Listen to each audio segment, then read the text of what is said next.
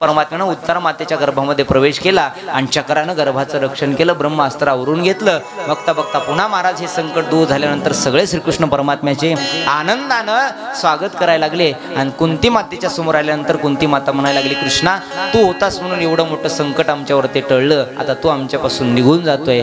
श्रीकृष्ण परमात्म्याने सांगितलं, आत्या पहा, तुम्हाला जे पाहिजे ते मागा, मी आज द्वारका नगरीला जाणार आहे. सगळ्यांना जे इच्छित होतं ते कृष्णाला महाराज देऊन टाकलं. द्वारका नगरीला आले आणि द्वारका नगरीला आल्यानंतर 6 महिने अर्जुन द्वारका नगरीला आला. भगवान श्रीकृष्ण परमात्म्यानं तो द्वापर युगातला अवतार आपला संपवला आणि अवतार आपला संपवल्यानंतर अर्जुन परत आला. परत आल्यानंतर महाराज घडलेली हकीकत सांगितली. तोपर्यंत इकडे उत्तरा मातेला 9 दिवस 9 महिने पूर्ण झालं आणि उत्तरा मातेच्या गर्भातून एक सुंदर मुलगा जन्माला आला. त्याचं नाव ठेवलं विष्णुराज. विष्णूने त्याचं रक्षण ठेवलं म्हणून त्याचं नाव ठेवलं विष्णुराज. विष्णुराज नाव ठेवल्यानंतर बघता बघता तो मोठा झाला, 16 वर्षाचा झाला. आणि 16 वर्षाचा झाल्यानंतर महाराज प्रत्येकाचं परीक्षण करत होता. तो मला गर्भामध्ये रक्षण करणारा हा होता का, हा होता का, हा होता का, प्रत्येकाचं परीक्षण हा विष्णुराज करायचा म्हणून त्याचं नावच पडलं परीक्षिती. बोलिये परीक्षिती महाराज की जय. श्रीमद भागवत महापुराण की जय. जय जय श्री राधेश. या विष्णुराजाला पुढे परीक्षित म्हणून बोलल्या गेलं. परीक्षितीचा विवाह झाला, राजगादीवरती बसवलं आणि पांडवांनी आपला अवतार कार्य संपवलं. पांडवांनी अवतार कार्य संपवलं, राज्य सुरू झालं राजा परीक्षितीचं. आणि परीक्षिती राज्य म्हणजे रामराज्य होतं महाराज. परीक्षितीचं राज्य म्हणजे राम राज्य होतं. तिथं प्राण्यांना सुद्धा न्याय मिळायचा. रोज दिग्विजय करण्यासाठी हा राजा परीक्षित जायचा. एक दिवशी सकाळच्या वेळ होती, सकाळच्या वेळी दिग्विजय करण्याकरता निघाला. आणि दिग्विजय करण्याकरता जात असताना जिथं कुठं आपल्या पूर्वजांची कीर्ती ऐकायला मिळायची त्यांना सोन्याच्या चांदीच्या मोहरा दान द्यायचा. तेवढ्यामध्ये महाराज राजा परीक्षितीनं जंगलातून जात असताना एक मरतुकडी गाय, एक पायाचा बैल पाहिला. ती मरतुकडी गाय म्हणजे साक्षात पृथ्वी माता होती, एक पायाचा बैल म्हणजे साक्षात धर्म होता. त्या धर्माला आणि त्या आश्रय दिला. राजा कलीचं राज्य सुरू होतं. त्या कलीचं राज्य सुरू असताना कलियुगाला सांगितलं 4 जागेवरती तुझा आश्रय असेल. 4 जागा त्याला देऊन टाकल्या. आणि 4 जागा देऊन टाकल्यानंतर पुन्हा राजा परीक्षिती परत आला. आणि परत आल्यानंतर महाराज दुसऱ्या दिवशी दिग्विजय करण्याकरता निघाला. जंगलामधून जात असताना शिकार करायची त्याच्या असं मनामध्ये घेतलं. हातामध्ये बाण घेतला आणि जंगलामध्ये फिरू लागला. हातामध्ये बाण घेऊन जंगलात फिरू लागला. आणि जंगलामध्ये फिरत असताना रोज देवाची, ऋषीची, मुनींची तपश्चर्या करणारा राजा, या तपश्चर्या करणारा राजा त्याला वाटत होता आज शिकार करायची आहे. कारण त्याच्या डोक्यावर कली विराजमान झाला. कलीचं राज्य सुरू झालं होतं. कली विराजमान झाल्याचा परिणाम तो राक्षसन महाराज सैन्यात काहीतरी माझ्याकडून हत्या करावी, हत्या करावी, दिवसभर वनवर फिरला. पण धर्माचं रक्षण करणारा राजा म्हणून महाराज त्यानं विचार केला आपल्याला शिकार मिळाला नाही, पण तहानेनं भुकेनं व्याकुळ झाला. ब्रह्मण करत फिरत होता. त्याला वाटत होतं एखादा शिकार मिळाला, एखादा तरी प्राण्याची हत्या करावी. आणि जो माणूस धर्माचं रक्षण करतो ना त्याचं एक ना एक दिवशी तरी धर्म रक्षण करत असतो. राजा परीक्षिती देवाचं पूजन करणारा होता. त्याला त्याच्या राज्यामध्ये गायीवरती, पशुवरती अत्याचार केलेला चालत नव्हता. पण आता त्याच्या डोक्यावरती कली विराजमान झाल्याचा परिणाम त्याला असं वाटलं की आपण आज हत्या करावी. कारण कलियुगाला 4 जागा दिल्या होत्या, मद्य, दूध, पान, परस्त्री गमन आणि सुवर्ण. या 4 जागा दिल्याच्या नंतर महाराज 5वी जागा 2 नंबरचे सुवर्ण दिलं होतं. हे सुवर्ण हा जरासंधाचा मुकुट होता. जरासंधाचा मुकुट बलिराय आपल्या भीमदादाने घेऊन आले. तो भीमदादाचा मुकुट महाराज आज राजा परीक्षितीनं घातला होता. त्याचा परिणाम 2 नंबरच्या सुवर्णामध्ये कलीचा वास असल्या कारणानं राजाच्या डोक्यावर कली विराजमान झाला होता. धर्मानं वागणारा राजा आज अधर्म करण्याकरता निघाला. दिवसभर वनवन फिरला. जवळ शमिक ऋषीचा आश्रम होता. शमिक ऋषीच्या आश्रमाच्या जवळ गेला, रथ उभा केला, आश्रमाच्या मध्ये आला. आणि आश्रमाच्या मध्ये आल्याच्या नंतर शमिक ऋषी दानस्थ बसले होते. राजाला वाटलं अरे माझा अपमान केलाय, याने अपमान केलाय. जवळच मेलेला साप होता महाराज. तो साप घेतला, रागाच्या भरात शमिक ऋषींच्या गळ्यामध्ये टाकला. आणि गळ्यामध्ये साप टाकल्याच्या नंतर राजा परीक्षितीला वाटलं याने माझा अपमान केला. राजा परीक्षिती रथामध्ये बसला आणि रथामध्ये बसून पुन्हा परत आपल्या राजवाड्याकडे निघाला. राजवाड्याकडे जायला त्याला वाटलं अरे ते कोण शमिक ऋषी होते, त्याने माझा अपमान केला. आणि अपमानाच्या भरामध्ये मला त्यानं पाणीही विचारलं नाही. मी आलो, माझा आदरातिथ्य केलं नाही. अरे मी राजा होतो, पण राजा असताना त्यानं माझा अपमान केला. म्हणून मेलेला सर्प गळ्यामध्ये टाकला. आणि गळ्यामध्ये टाकून राजा परीक्षिती पुन्हा महाराज नगराच्या दिशेनं निघा लागला. नगराच्या दिशेनं जात असताना राजाच्या मनामध्ये चाहूल वाटत होती, तहानेनं भुकेनं व्याकुळ झाला होता. बघता बघता त्यानं कृत्य पापाचं केलं, पापी कृत्य केलं. आणि पापी कृत्य केल्याचा परिणाम राजाला महाराज कळालं नाही की माझ्याकडून काय घडलं. जवळच शृंगी ऋषी होते महाराज, त्याचा मुलगा, या शमीक ऋषीचा मुलगा शृंगी होता. शृंगी हा नदीवरती गेलेला होता. नदीवरती गेलेला असताना हा ऋषी महाराज शृंगी त्याच्या बालकांना, बालमित्रांना खेळत असताना सांगितलं, बाबाच्या गळ्यामध्ये कुणीतरी मेलेला साप टाकलाय. कुणीतरी राजा आला होता, कुणीतरी राजा येऊन आपल्या आश्रमामध्ये मेलेला साप टाकून आपल्या गळ्यामध्ये गेलाय. बाबाच्या गळ्यामध्ये मेलेला साप टाकून गेलाय म्हणल्याबरोबर महाराज शृंगी धावत धावत धावत धावत आपल्या आश्रमाच्या दिशेने आला.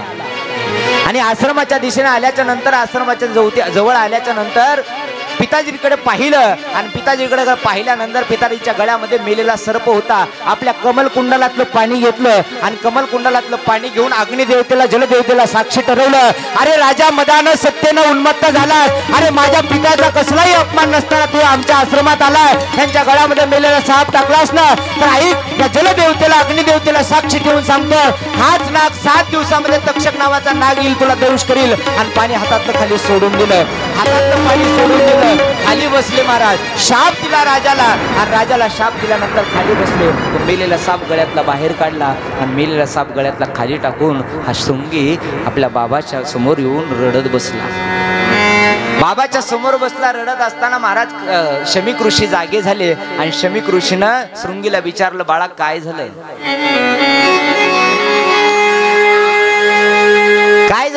काय झालं म्हटल्याबरोबर शृंगीनं सांगितलं, बाबा कोणीतरी इथं राजा आला होता आणि त्या राजानं मेलेला साप तुमच्या गळ्यामध्ये टाकलाय, पण काळजी करू नका, त्या राजाला मी शाप दिलाय, हाच तक्षक नावाचा नाग घेऊन त्या राजाला 7व्या दिवशी दंश करेल आणि त्याचा मृत्यू होईल असा मी शाप दिलाय. शमीक ऋषीनं अंतर्ध्यानानं पाहिलं आणि आपल्या मुलाला शब्बाशकी न देता सांगितलं, शृंगी अरे हे तू काय केलंस, अरे काय केलंस हे तू, अरे राजा परीक्षिती सारखा राजा नव्हता, त्याच्या डोक्यावर कली विराजमान झाल्याचा परिणाम त्यानं आज अधर्म केला. अरे अधर्म केला, गेलेला शाप तर परत मिळणार नाही. आपल्या मित्रांना सांग की जाऊन त्या राजाला शाप मिळालाय, राजाला शाप मिळालाय असं सांगितल्याबरोबर महाराज ब्राह्मण बालकाच्या वतीनं राजाच्या जवळ हा संदेश जाऊन पोहोचला. आणि राजा परीक्षिती जाऊन संदेश जाऊन पोहोचल्यानंतर राजाला डोक्यावरचा मुकुट त्यानं काढला, खाली ठेवला आणि राजगादीवरती बसल्यानंतर राजा परीक्षिती वर्णन करत होता, अरे आज मी काय केलं.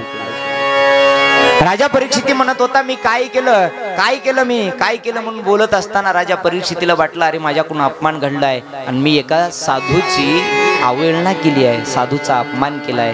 जीवनामध्ये एक गोष्ट नेहमी लक्षात ठेवा, नाही एखाद्या साधूला आपल्याला प्रसन्न करता आलं तर हरकत नाही, नाही एखाद्या साधूला दान दक्षिणा देता आली तर हरकत नाही, नाही एखाद्या साधूची पूजा करता आली तर हरकत नाही, पण कधी कोणाचा साधूचा चुकूनही आपल्याकडून अपमान होऊ नये, कारण त्या अपमानाचा बदला तो साधू कधी ना कधी घेत असतो, किंबहुना देव त्या अपमानाचा बदला घेत असतो. अरे भागवतही घडलं ना तर फक्त साधूच्या अपमानामुळं, आणि रामायणही घडलं फक्त साधूच्या अपमानामुळेच. भागवतामधल्या शमीक ऋषीला खोटं समजलं राजा परीक्षितीनं, परिणाम 7 दिवसाचा शाप भोगावा लागला आणि मरावं लागलं. तसंच रामायणामधल्या ऋषीला महाराज खरे ऋषी होते. भागवतातले शमीक ऋषी हे खरे समाधीत बसले होते, खोटं समजलं.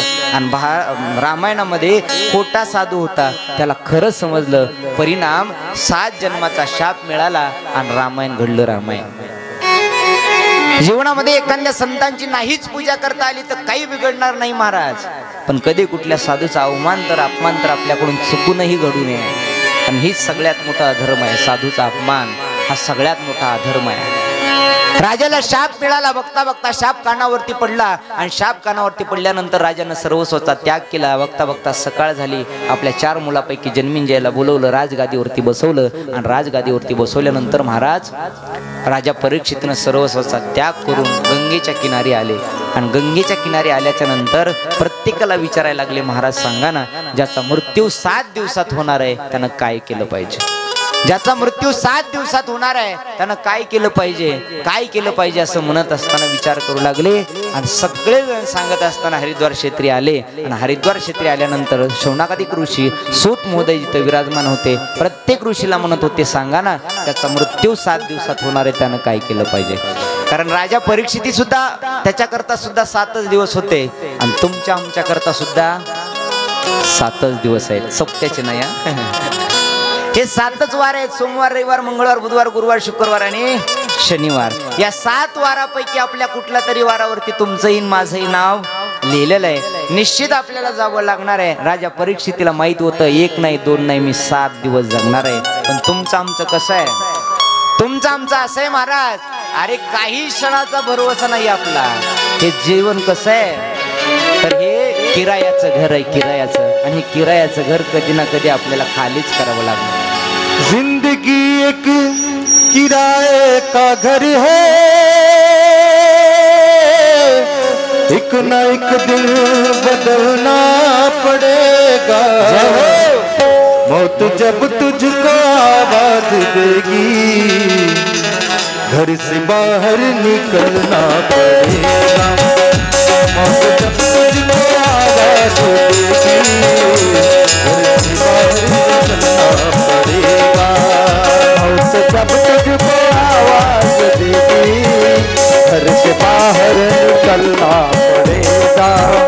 मौत जब तुझको आवाज देगी, घर से बाहर निकलना पड़ेगा. जिंदगी किराए का घर है, एक न एक दिन बदलना पड़ेगा. मौत जब तुझको, मौत जब तुझको, मौत जब तुझको आवाज देगी,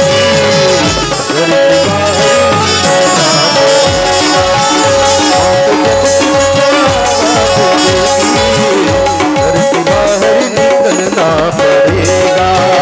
मौत जब तुझको आवाज देगी, घर से बाहर निकलना पड़ेगा. मौत जब तुझको आवाज देगी, घर से बाहर निकलना पड़ेगा.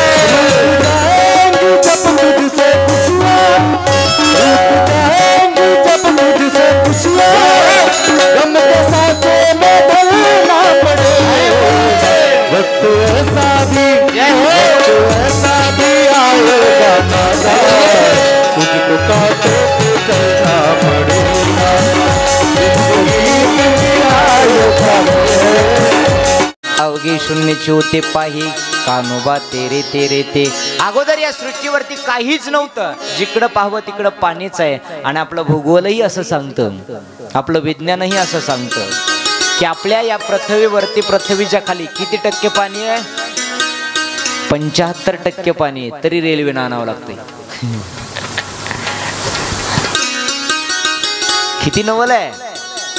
75% पाणी असून सुद्धा आपल्याकडे दुष्काळ आहे. त्यावेळेस तर काहीच नव्हतं. चंद्र नव्हता, सूर्य नव्हता, तारा नव्हते, काही नव्हतं. राजा परीक्षितीने प्रश्न केला, महाराज हे देवाने जग का बनवलं? दुनिया बनाने वाले क्या तेरे मन में समाई, तूने काहे को दुनिया बनाई, तूने काहे को दुनिया बनाई, काहे बनाए तूने माटी के पुतले. हे मातीचे पुतळे कशाला बनवलं? का देवा हे जग बनवलं सांगा? शुकदेवांना प्रश्न विचारला. या सृष्टीची उत्पत्ती देव कसं करतो? सृष्टीची उत्पत्ती सांगत असताना महाराज शुकदेवांनी सांगितलं, राजा अगोदर काहीच नव्हतं. भगवान विष्णू शेषावरती क्षीरसागरामध्ये पहुडलेले असताना त्यांच्या नाभी कमलातून ब्रह्मदेवाचा जन्म झाला. आणि ब्रह्मदेवाला सांगितलं तुम्ही तप करा. 12,000 वर्ष ब्रह्मदेवानं तप केलं. पुन्हा भगवंताने सांगितलं तुम्ही सृष्टीचा विस्तार करा. ब्रह्मदेवानं 9 प्रकारची सृष्टी निर्माण केली. 9 प्रकारची सृष्टी निर्माण करत असताना विचार करत बसताना त्यांच्या दोन्ही भुवयाच्या मधून रुद्राचा जन्म झाला, ते म्हणजे भोले बाबा. रुद्र जन्माला आल्याच्या नंतर रुद्राला सांगितलं जा तू सृष्टीचा विस्तार कर. रुद्रानं सृष्टीचा विस्तार केला, पण रुद्राची सगळी सृष्टी हवेत राहणारी होती, पिशाचे राहणारे होते. पिशाच्याची सृष्टी असताना महाराज पुन्हा ब्रह्मदेवांना सांगितलं ही सृष्टी थांबवा. ही सृष्टी थांबवली. ब्रह्मदेव विचार करत बसले आता काय करायचं. आपल्या वडिलाची तर भगवान विष्णूची आज्ञा आहे सृष्टी विस्तार करा, पण काय करायचं विचार करत असताना उजव्या नाकापडून एका पुरुषाचा आणि डाव्या नाकापडून एका स्त्रीचा जन्म झाला. मानवाची पहिली जोडी निर्माण केली मनु आणि शत्रुपा. बोलिए मनु महाराज की जय, शत्रुपा रानी की जय, श्रीमद् भागवत महापुराण की जय. जय श्री राधे. मनु आणि शत्रुपाची पहिली जोडी निर्माण केली. आपल्याला मानव का म्हणलं जातं. मनु महाराजांचे वंशज म्हणून आपल्याला मानव म्हणलं जातं, नाही तर मानव म्हणण्यासारखं आपल्यामध्ये काही नाही. माणूस म्हणण्यासारखं आपल्यामध्ये काही. मनु आणि शत्रुपाचे सगळे काही मानव वंशज आहेत म्हणून त्यांना मानव म्हटलं जातं महाराज. नाही तर पूर्वी आपला इतिहास असं सांगतो माकड होतं, माकडाचं माणूस झाला आहे का नाही. पण अध्यात्म असं सांगतं मनु आणि शत्रुपाचे सगळे काही वंश आहे. मनु महाराजांचा जन्म झाला आणि मनु महाराजाला सांगितलं जा सृष्टीचा विस्तार करा. सृष्टीचा विस्तार करण्याकरता खाली आले तर पृथ्वी रसातळाला नेली होती हिरण्याक्ष नावाचा दैत्यानं. त्या हिरण्याक्ष दैत्याला मारण्याकरता भगवंतांनी वराह रूप धारण केलं आणि वराह रूप धारण करून हिरण्याक्षाचा वध केला, पृथ्वी स्थित करून टाकली आणि भगवंतांनी वराह अवतार संपवला. देवाचा पहिला अवतार भागवतातला तो म्हणजे वराह. बोलिए वराह भगवान की श्रीमद् भागवत महापुराण की जय, कृष्ण कन्हैया लाल की जय. श्री राधे.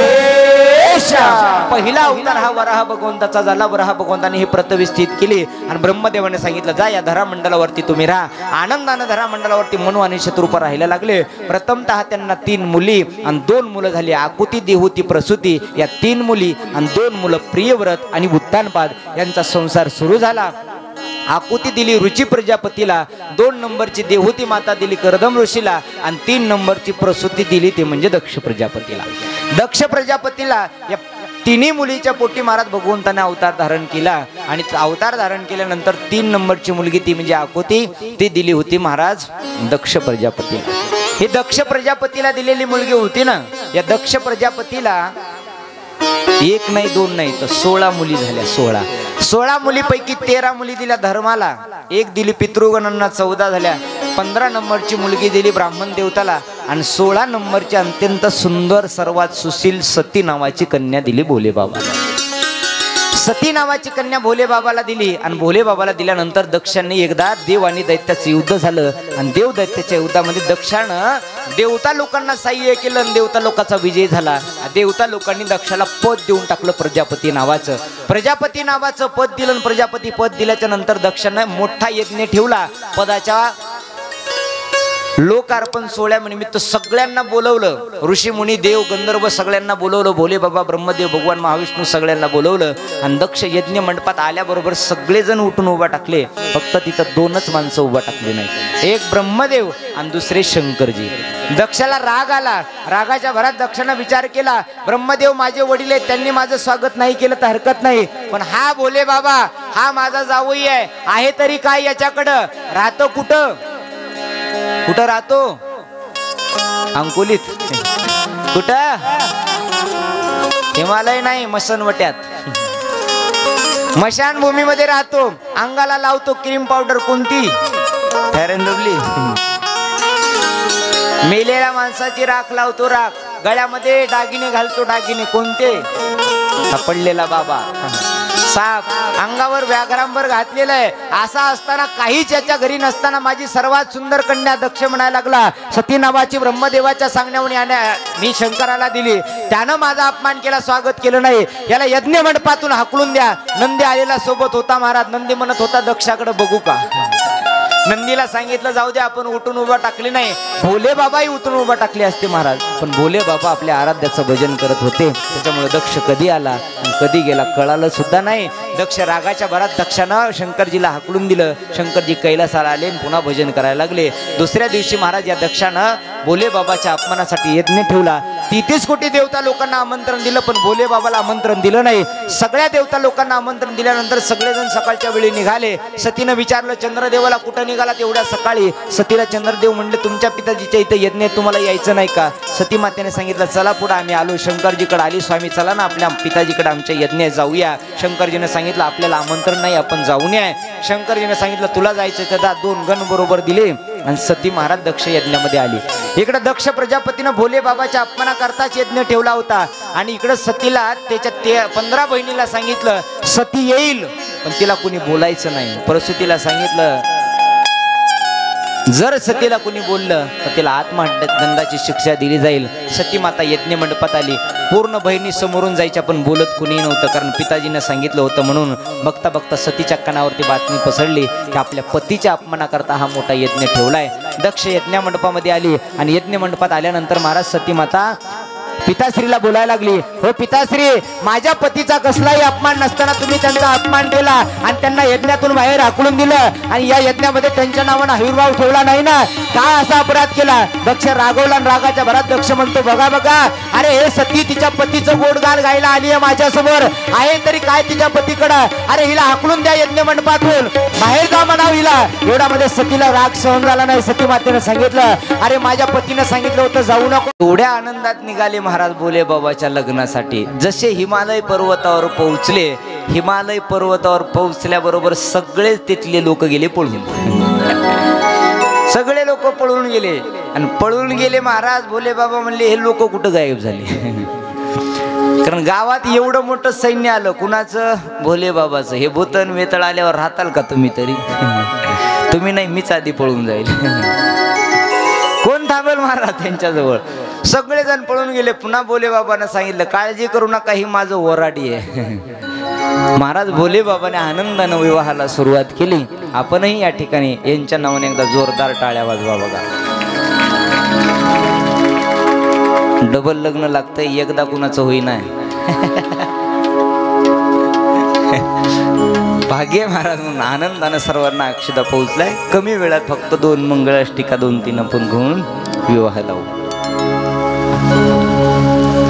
2 जण वर या, आणखी एक रुमाला ना अंतरपाठ धरायला. टोपलं खाली ठेव, टोपलं खाली ठेव, खाली इकडं वाढ. असं करा, इकडे कॅमेरा दिसत. हा तसं थांबा. आणखी 2 यावर मामा या.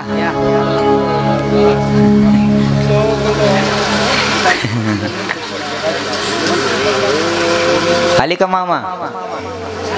मामा चांगले या, 4-5 हजार आहेर घेऊ.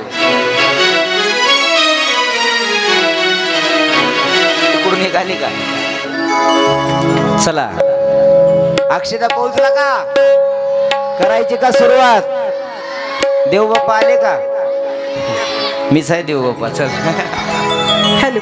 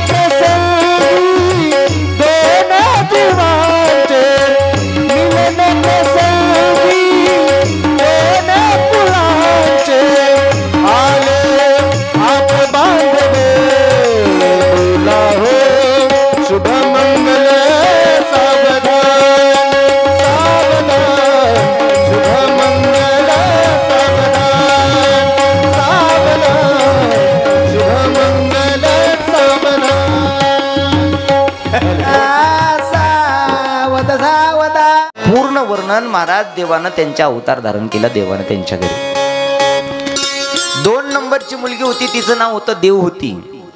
ही देवहूती दिली महाराज कर्दम ऋषीला आणि त्यांच्या पोटी सुद्धा देवानं अवतार धारण केला. म्हणून महाराजांना ही 2 नंबरची कन्या तिचा विवाह कर्दम ऋषी सोबत करायचा हे ब्रह्मदेवानं सांगितलं. जा हरिद्वार क्षेत्री कर्दम ऋषीचा आश्रम आहे आणि त्या हरिद्वार क्षेत्री जाऊन कर्दम ऋषीच्या आश्रमात जाऊन त्यांना विनंती करा की माझ्या मुलीसोबत तुम्ही लग्न करा, माझा निरोप सांगा, मी सांगितलंय असं. म्हणून महाराज आपली शतरूपा राणी देवहूती कन्येला घेतलं आणि देवहूतीला घेऊन महाराज इकडं हरिद्वार क्षेत्री येऊन पोहोचले.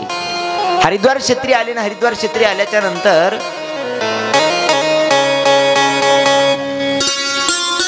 विचारत विचारत कर्दम ऋषीच्या आश्रमात येऊन पोहोचले. सकाळची वेळ होती. इकडे कर्दम ऋषीनं 12,000 वर्ष तपश्चर्या करून भगवान महाविष्णूची तपश्चर्या करून महाविष्णूंना प्रसन्न करून घेतलं होतं आणि देवांना सांगितलं, बोला ऋषीवर्य काय पाहिजे.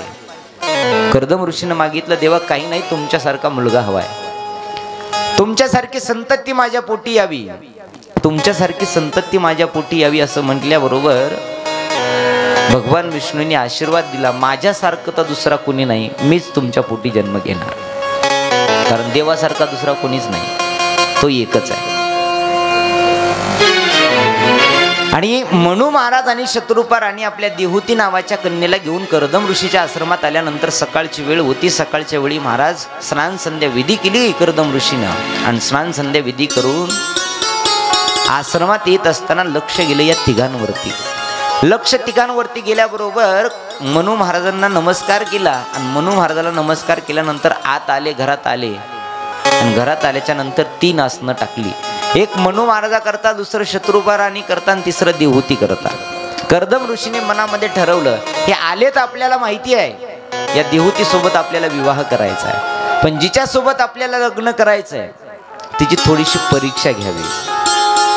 जिच्या सोबत आपल्याला लग्न करायचं आहे तिची थोडीशी परीक्षा घ्यावी. ती संस्कृती जाणते का नाही, ती मान मर्यादा जाणते का नाही, मोठ्याचा आदर सन्मान करते का नाही, सुसंस्कारित आहे की नाही, ही पाहण्याकरता कर्दम ऋषीने परीक्षा घेण्याचं ठरवलं. परीक्षा आणि परीक्षा ही अशी सहज घ्यायची, त्यांना कळू द्यायचं नाही. 3 आसनं टाकली आणि 3 आसनं टाकल्याच्या नंतर एका आसनावरती मनू महाराज बसले, दुसऱ्या आसनावरती शत्रुपा राणी बसली आणि तिसरं आसन होतं देवहूती करता. कर्दम ऋषीने मनामध्ये ठरवलं, जर ही देवहूती या आसनावर बसली तर हिच्या सोबत विवाह करायचा नाही.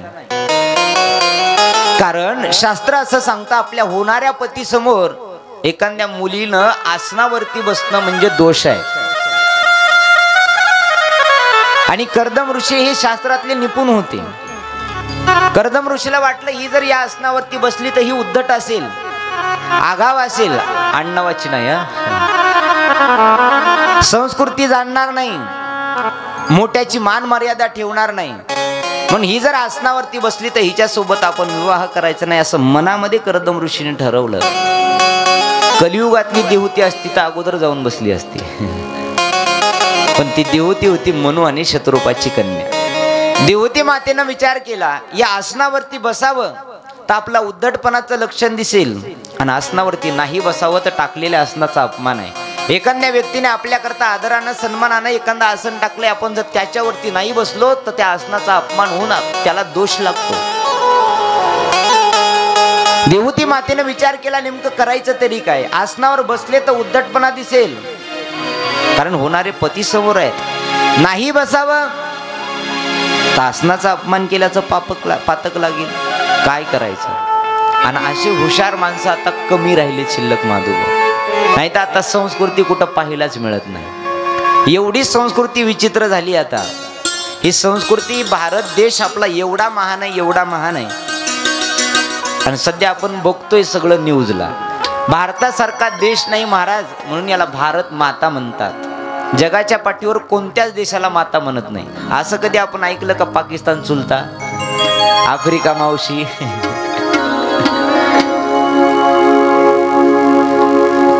असं कधीच झालं नाही महाराज. पण जगाच्या पाठीवर असा एकच देश आहे की त्याला भारत माता म्हणतात. का तर संस्कृती प्रधान देश म्हणजे भारत आहे. पण आता ती संस्कृती सुद्धा राहिली नाही. आता फक्त म्हणण्यापुरती संस्कृती राहिली आहे. कारण या शिकलेल्या लोकांनी संस्कृतीचा विध्वंस करून टाकला. आपल्या मनानच संस्कृती काढून टाकली महाराज. पूर्वी आपल्या घरावरती शुभ लाभ असायचं, त्याच्या अगोदर आपली संस्कृती असं सांगते की आपल्या घरावर अतिथी देवो भव असं ब्रीद वाक्य होतं. ही आपली खरी संस्कृती आहे. कारण घरात येणारा पाहुणा, घरात येणारा व्यक्ती हा अतिथी म्हणजे देवाच्या रूपात असतो, देवाच्या, मग ते कोणीही असू दे. पण आता तेही निघून गेलं. शुभ लाभ सुरू झालं, शुभ लाभ सुरू झालं. शुभही माझाच व्हावं, लाभही माझाच व्हावा. तिथून तीही संस्कृती बघडली. शुभ लाभ निघून गेलं. या शिकलेल्या लोकांनी वेलकम आणलं. हे शिकलेले लोक कशाला कोण नावं ठेवतील काही सांगता येत नाही महाराज. पूर्वीच्या माता मावल्या आता इथं आहेत बघा, ज्या मोठ्या कुंकावाल्या आहेत नाही, मोठ्या कुंकावाल्या, हे मोठे कुंकू कशा करता लिहायचं, मोठं कुंकू कशा करता लिहायचं जुना माता मावल्या सांगतील. माधवभाऊ, जेवढं कुंक मोठं असायचं ना तेवढं म्हातारं गुटगुटीत राहायचं. या टिकलीवालीचं टिकलं तर टिकलं, नाही तर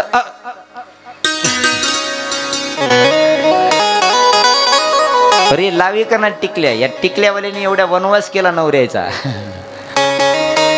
बरं आता हे टिकली म्हणजे सौभाग्याचं. आता खरं सांगा बरं का, खोटं बोलू नका. टिकली म्हणजे सौभाग्य आपल्या मालकाचं रूप आहे, बरोबर. आपण मालक म्हणजे आपण टिकली लावतो. आता ही मालक कुठेही काढून चिटकायची वस्तू का हो? खरं सांगा, खोटं बोलायलो का मी?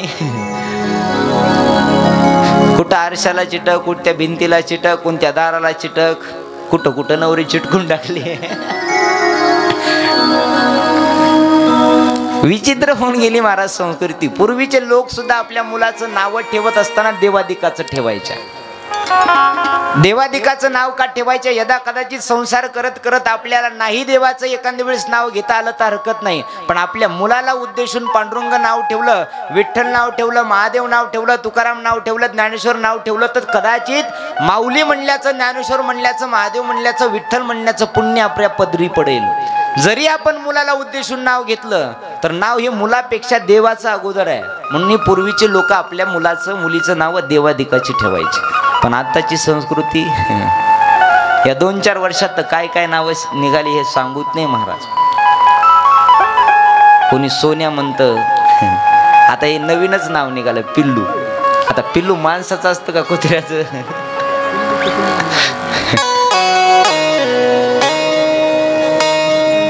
जवळच आहे लातूर तुम्हाला, बरोबर आहे का? बरं खोटं आहे काही? विचार केला, नावात काहीतरी अर्थ असावा ना. आता हे पिल्लू नावात काय अर्थ आहे सांगा मला, मी त्याला गुरु करून घेतो. काहीतरी अर्थपूर्ण नाव असावं ना. बरं तेवढ्यावर समाधान नाही महाराज. हे शिकलेल्या लोकांनी आपल्या मुलाला पिल्लू म्हणे का ना, जाऊ द्या लेकराला म्हणलं तर हरकत नाही, पण हे जास्त शिकलेल्या बाया नवऱ्यालाही पिल्लू म्हणायला लागल्यात.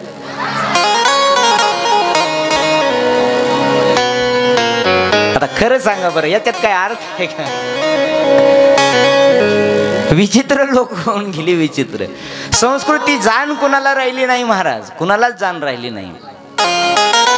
पूर्वीची आपली संस्कृती ही एवढी महान होती, पण पाश्चात्य देशाच्या संस्कृतीनं आपलं वाटोळं करून टाकलं. दुसऱ्याचं खरकट लोकाला चांगलं वाटतं, आपलं घरचं अन्न खाऊ वाटत नाही. त्या हॉटेलवरचं कितीही दिवसाचं भांडं असू द्या, तेच लोकाला गोड लागायले. घरचं लागतं का? नाही महाराज. बरे जसे नावं निघतील, नावं निघाल्याबरोबर त्या गायकायला तर काही कामच नसतं, लगेच त्या नावाची गाणी सुरू. कार्तिकीला मी पंढरपूरला गेलो होतो. कीर्तन होतं आमच्या मठामध्ये ओकळीकरांच्या, आणि तिथं मठामध्ये कीर्तनाला असताना एका बाईनंच गाणं जोडलं देवाला. आणि देवाला गाणं जोडल्यानंतर मला तर आश्चर्य वाटलं. ती म्हणायला लागली देवाला, अरे अरे विठोबा तुझ्यात माझं मन, अरे अरे विठोबा तुझ्यात माझं मन, घेतला मोबाईल लावते तुला फोन. मी म्हणलं तुला पांडुरंगाचा नंबर सापडला तरी कुठं? काय गाणं काढतील महाराज सांगताच येत नाही. मी लॉकडाऊन मध्ये घरी होतो आणि ते लग्नात गाणे म्हणतात ना, गाणे एका आजीनं गाणं सुरू केलं. आणि आजीनं गाणं सुरू केलं आणि आजी गाणं म्हणायला लागली, आंब्याच्या झाडाखाली भाऊ माझा दारू काढी, कोण्या मेल्यानं केली चाडी, आली पोलिसाची गाडी. तेवढ्यावर थांबली नाही मराठी म्हातारी. असा पोलिसाचा गुन्हा नाही ग लहान सान, माझा बाहू पहिलवान असा धुतला पोलिसान.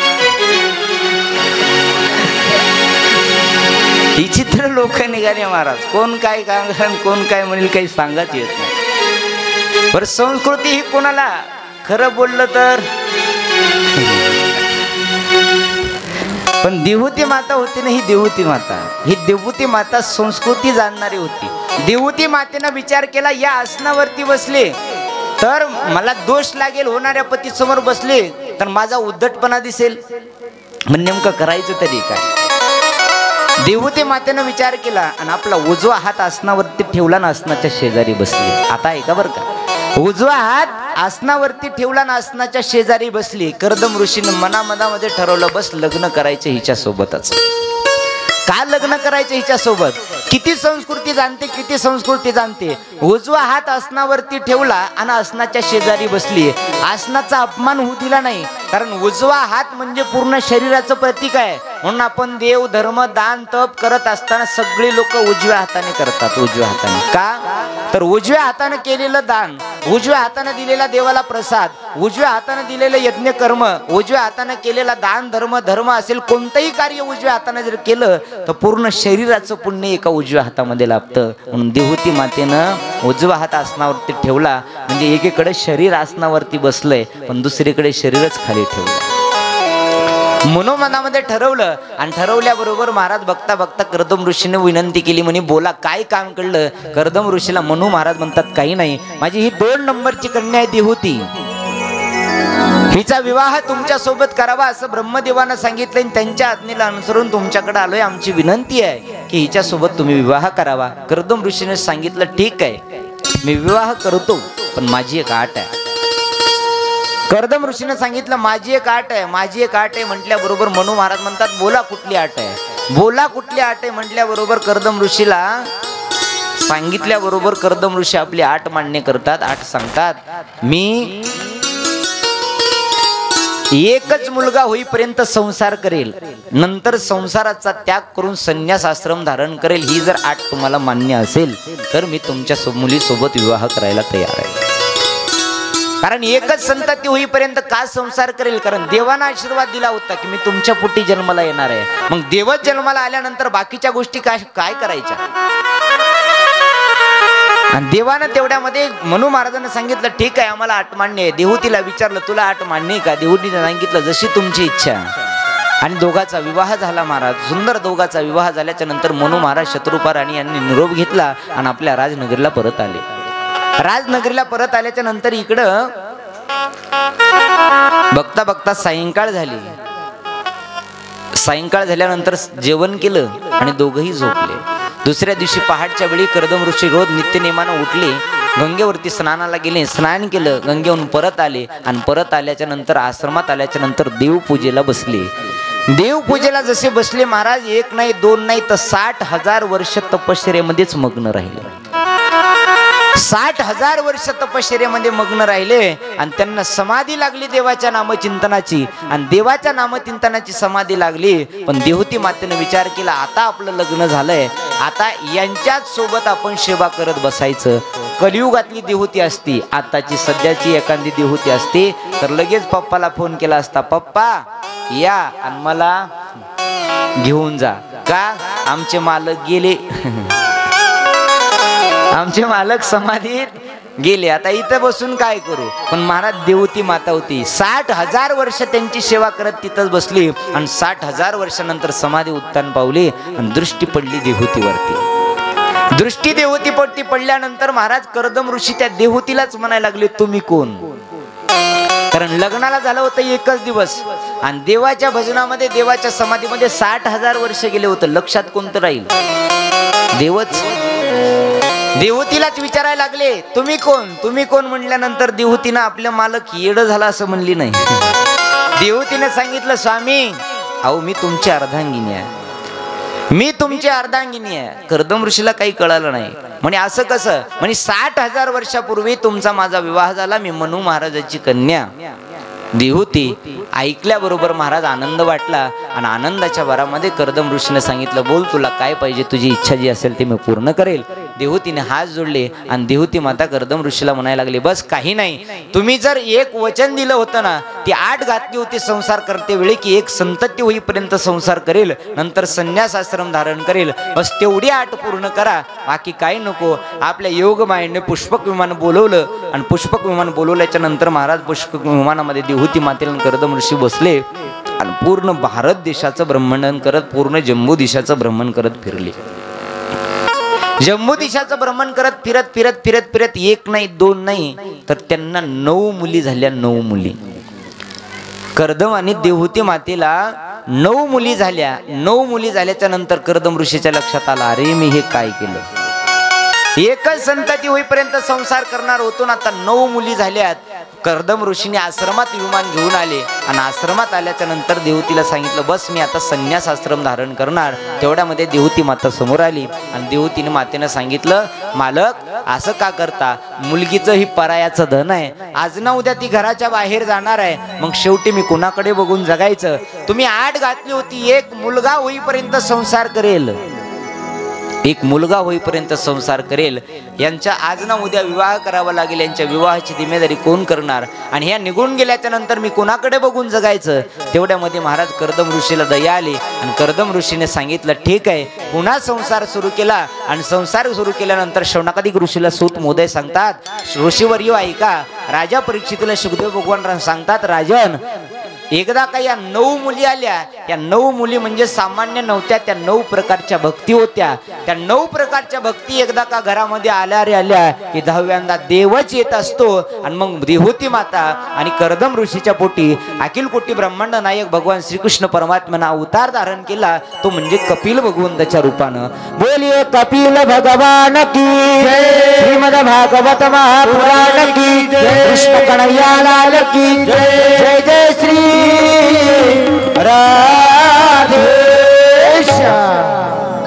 कपिल भगवंताचा अवतार धारण केला आणि कपिल भगवंताचा अवतार झाल्यानंतर बघता बघता या कर्दम ऋषीच्या देवहूती मातेच्या 9 मुली उपवर झाल्या आणि या 9 मुलीचा विवाह ब्रह्मदेवाचे 9 मानसपुत्र नारद महर्षी सोडता 9 मानसपुत्रासोबत महाराज यांचा विवाह लावला. आणि विवाह लावल्याच्या नंतर कर्दम ऋषीने सांगितलं, आता मात्र मी संसाराचा त्याग करतो आणि संन्यास आश्रम धारण करून देवाला आपलंसं करण्याकरता निरोप घेतला. कर्दम ऋषीने संसाराचा त्याग केला आणि संसाराचा त्याग केल्यानंतर इकडे कपिल भगवंतानी सुंदर असा आईला उपदेश दिला. आईला सांगितला, ए माता, मी जरी तुमच्या पोटी आलो असलो तरी देवाला मिळवल्याशिवाय शांत बसायचं नाही, नरदेहाचं कल्याण देव प्राप्तीशिवाय होणार नाही. जरी मी तुमच्या पोटी आलो असं वाटत असेल तरी किंबहुना तुम्ही देवाचंच भजन करा. सुंदर असा उपदेश केला आणि सुंदर उपदेश करून महाराज एक 6 शास्त्रापैकी एक सांख्यशास्त्र नावाचं शास्त्र लिखित केलं, जे आपल्या हिंदू धर्मामध्ये 6 शास्त्र सांगितले. 4 वेद 6 शास्त्र आहे. त्या 6 शास्त्रापैकी सांख्यशास्त्र नावाचं शास्त्र या कपिल मुनीने लिखित केलं आणि कपिल मुनीने लिहिल्यानंतर आपला अवतार कार्य संपवला आणि उत्तर दिशेला निघून गेले.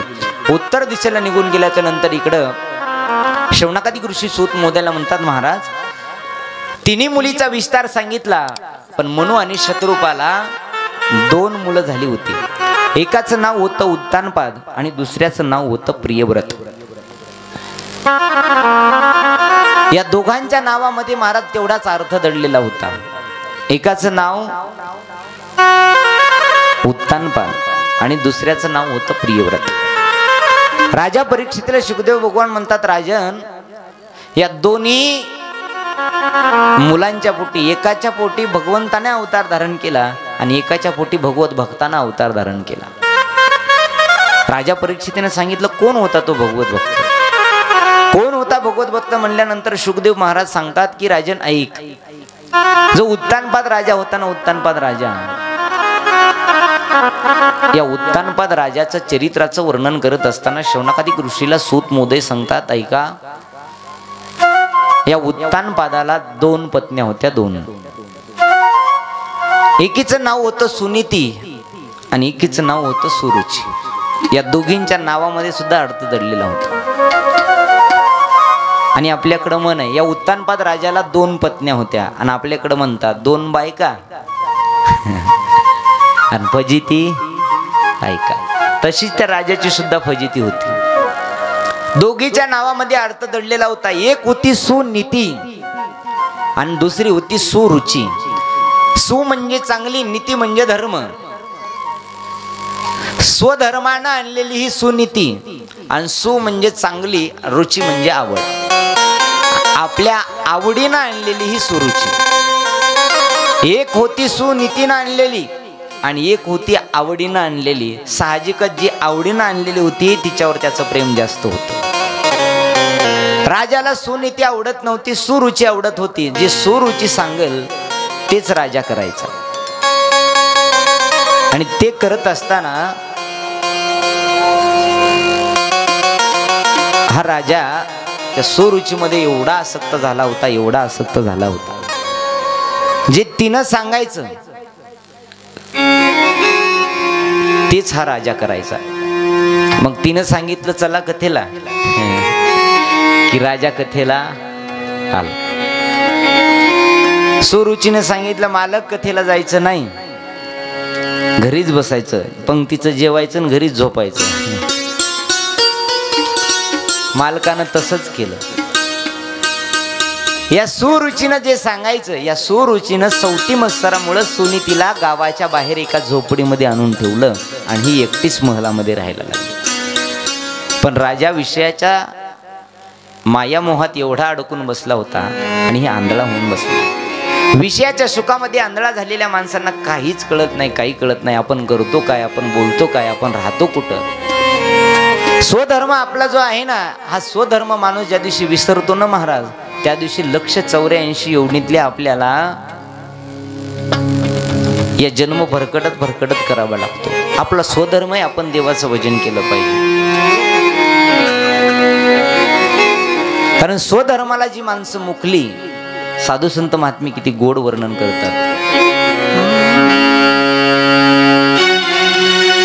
साधू संत महात्मे म्हणतात, जी लोक स्वधर्माला विसरली, विसरली तया थोर झाली हानी, विसरली तया थोर झाली हानी,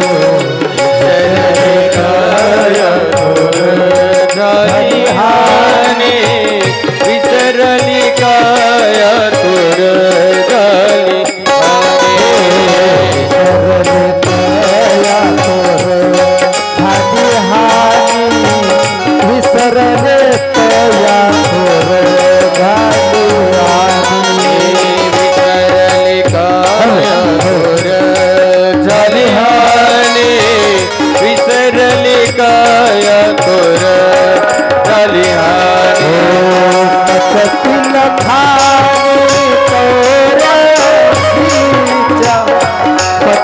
लखाने तोरसीचा, पचती लखाने तोरसीचा, पचती लखाने तोरसीचा, पचती लखाने तोरसीचा, पचती लखाने तोरसीचा.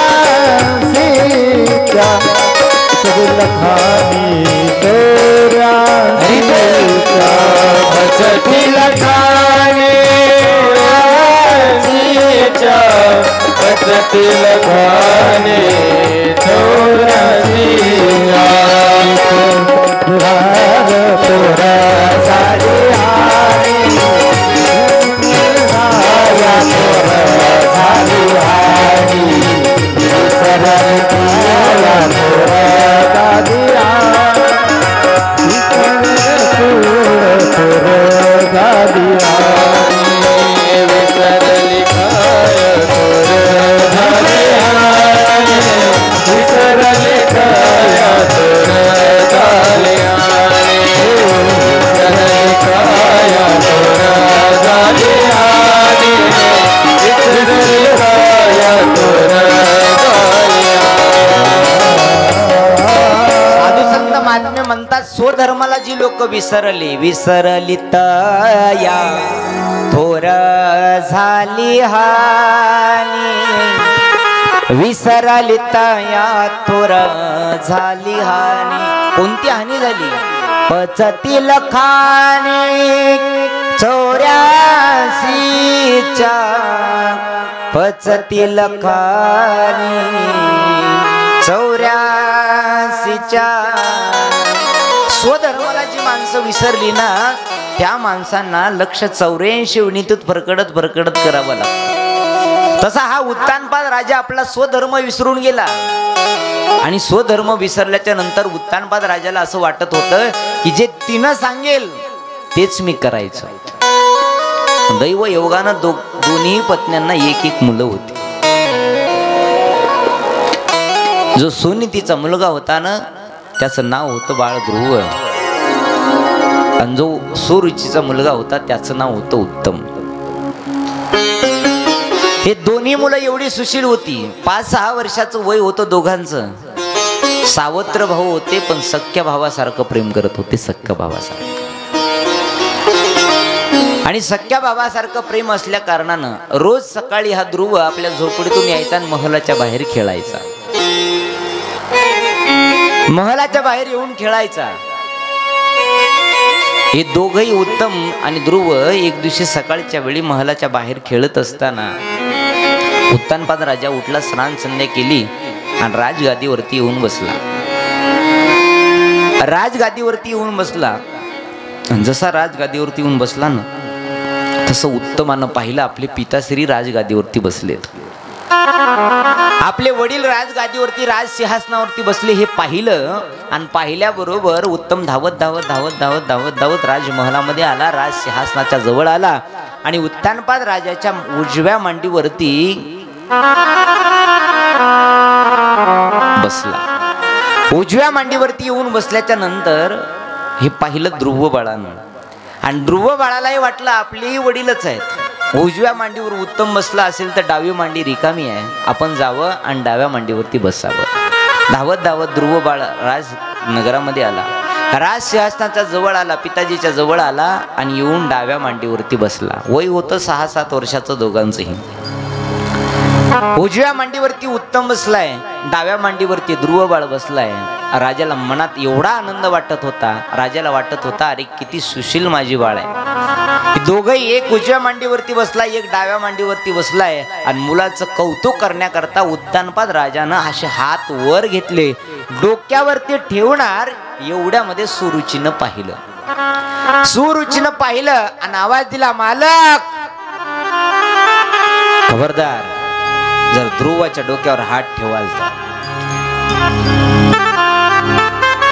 उत्तानपाद राजाचे हात वर राहिले. उत्तानपाद राजानं उत्तमाच्या डोक्यावर हात ठेवला नाही आणि ध्रुव बाळाचे हात ठेवला नाही. 1 मिनिट स्तब्ध झाला राजा. हे ध्रुव बाळानं पाहिलं. उत्तमही पाहू लागला आपल्या आईकडं. रागाच्या भरात आवेशामध्ये महाराज राजाच्या जवळ आली. ध्रुव बाळाला हाताला धरलं, खाली ओढलं आणि ध्रुव बाळाच्या जोरात एक गालात चापट मारली आणि चापट मारून सांगितलं, हे ध्रुवा, अरे तुला जर तुझ्या पिताजीच्या मांडीवर बसायचं असेल ना तर सुनीतीच्या पोटी जन्म घेऊन नाही चालणार, या सुरुचीच्या पोटी जन्म घ्यावं लागेल. अरे जा आणि देवाला म्हण, देवा मला सुनीतीच्या पोटी जन्म नाही तर सुरुचीच्या पोटी जन्माला घाल, मग तुला मांडीवर बसण्याचा अधिकार मिळेल. ध्रुव बाळा रडत होता. रडता राजमहालाच्या बाहेर हाताला धरून महाराज या सुरुचीनं काढलं. सवती मस्तरासारखं वैर दुसरं कशामध्येच नसतं. सावत्र मुलाचं वैर एवढं करत होती सुरुची. फक्त ध्रुव बाळ पिताजीच्या मांडीवरती बसला होता. कुठलाही दोष नव्हता महाराज ध्रुव बाळाचा. त्यानं काही राजगादी मागितली नाही, राज ऐश्वर्य मागितलं नाही, सत्ता संपत्ती मागितली नव्हती. पण या विषयाच्या सुखामध्ये आंधळा झालेला हा राजा, याला कसलंही काहीच वाटत नव्हतं. त्याच्या डोळ्यासमोर आपल्या एकुलत्या एक मुलाला जोराची चापट मारली आणि जोराची चापट मारून हाताला धरून ओढत राजमहलाच्या बाहेर काढलं आणि सांगितलं, सुनीतीच्या पोटी जन्म घे, जा देवाला जाऊन माग. ध्रुव बाळाच्या मनावरती आघात झाला. आणि ध्रुव बाळाच्या मनावरती आघात झाल्यानंतर रडत रडत ध्रुव बाळ आईच्या झोपडीकडे निघाला आणि झोपडीकडे जात असताना घडलेला प्रकार एका दासीनं पाहिला होता. धावत धावत दासी सुनीतीच्या जवळ आली आणि सुनीती मातेला सांगायला लागली, आज सकाळी ज्यावेळी राजसाहेब राजगादीवरती बसले ना, राजे गादीवरती बसल्याच्या नंतर उत्तम उजव्या मांडीवर बसला आणि ध्रुव डाव्या मांडीवर बसला, पण हे सुरुचीला खपलं नाही. सुरुचीनं जोरात सापड मारली आणि त्याला राजगादीवरतून हाकलून दिलं, राजवाड्याच्या बाहेर काढलं आणि सांगितलं की जा देवाला मागून घे, सुनीतीच्या पोटी नाही सुरुचीच्या पोटी जन्म घे. ध्रुव बाळ रडत रडत तुझ्याकडे येतोय, ध्रुव बाळ रडत रडत तुझ्याकडे येतोय असं एका दासीनं सांगितल्याबरोबर सुनीती दाराच्या बाहेर झोपडीच्या बाहेर ध्रुव बाळाची वाट पाहत होती. हा चिमुकला ध्रुव बाळ रडत रडत रडत रडत झोपडीच्या जवळ आला आणि झोपडीच्या जवळ आल्याच्या नंतर ध्रुव बाळाच्या डोळ्यातलं पाणी पाहिलं सुनीतीनं. सुनीतीच्या डोळ्यात पाणी आलं आणि सुनीती माता म्हणायला लागली, अरे माझ्या प्रारब्धाचे दोष माझ्या बाळाला सुद्धा भोगावं लागले. माझ्याच प्रारब्धामध्ये माझ्या पतीचं प्रेम नसेल तर माझ्या मुलाला तिच्या पित्याचं प्रेम कसं मिळणार आहे. देवा, कुठल्या कर्माची सजा मला तुम्ही देताय. काय मागितलं होतं माझ्या बाळाने, मांडीवर बसला होता फक्त ध्रुव. सुनीतीच्या डोळ्यामध्ये पाणी आलं. बघता बघता ध्रुव जवळ आला आणि ध्रुव बाळ जवळ आल्यानंतर सुनीतीनं कडेवरती घेतलं, आलिंगन दिलं, डोळे पुसले आणि डोळे पुसून बाळाची समजूत घालू लागली. ध्रुव बाळाला सांगितलं, बाळा अरे जाऊ दे, कशाला रडतो, त्या आईनं मारलं म्हणून ना. अरे ती तुझी आई आहे, मी मारलं असं समज. सुनीती एवढी सुशील होती ना महाराज, सुनीतीच्या अंतकरणात सौती मत्सर कधीही जागा झाला नव्हता. सुनीती मातेनं ध्रुव बाळाची सांत्वन करायला सुरुवात केली. ध्रुव बाळाला आत घेतलं. बघता बघता सायंकाळची वेळ झाली आणि ध्रुव बाळाला आपल्या हाताने दूध पाजलं, 1 ग्लास दूध घेतलं आणि ध्रुव बाळाला सांगितलं, बाळा घे दूध, दिवसभर काही खायलं नसतील, घे दूध. त्यावेळेस ध्रुव बाळ आपल्या रडत रडत आईला बोलत होता, आई मला त्या सोरूच्या आईनं असं का केलं, त्या सोरूच्या आईनं असं का केलं, मला असं का केलं म्हटल्यानंतर महाराज सुनीती म्हणते, बाळा अरे तो तुझा दोष नाही, तो माझा दोष आहे. काय म्हणली सोरूची आई तुला. ध्रुव बाळ म्हणतो, आई ती म्हणली की जा देवाकडं आणि देवाला मागून घे, सुरुचीच्या पोटी जन्म घे म्हणून. तेवढ्यामध्ये सुनीती रडत रडत ध्रुव बाळाची सांत्वन करते आणि ध्रुव बाळा म्हणते, बाळा अरे तुझा दोष नाहीये, माझ्या नशिबामध्ये माझ्या पतीचं प्रेम जर असतं ना तर निश्चित तुला सुद्धा सुख मिळालं असतं तुझ्या पित्याचं, पण माझं नशीब खराब आहे, माझ्या नशिबामध्ये प्रेम लिहिलेलं नाहीये. तेवढ्यामध्ये ध्रुव बाळ आईचे बोलणं ऐकून ध्रुव बाळ म्हणतो, आई नशीब कोण लिहितं ग, आई नशीब कोण लिहितं ग म्हटल्यानंतर ध्रुव बाळाने सांगितलं. ध्रुव बाळा म्हणल्याबरोबर सुनीती माता म्हणते, बाळा अरे नशीब तर देव लिहित असतो, देव देव नशीब लिहित असतो असं म्हटल्याबरोबर ध्रुव बाळानं विचारलं, आई सांग ना मग तो देव कुठं राहतो. आई मी जातो त्या देवाकडं आणि देवाला म्हणतो माझ्या आईच्या नशिबामध्ये तिच्या पतीचं प्रेम लिहा. आई सांग ना देव कुठं राहतो. ध्रुव बाळाची समजूत काढण्याकरता छोट्याशा 6 वर्षाच्या ध्रुव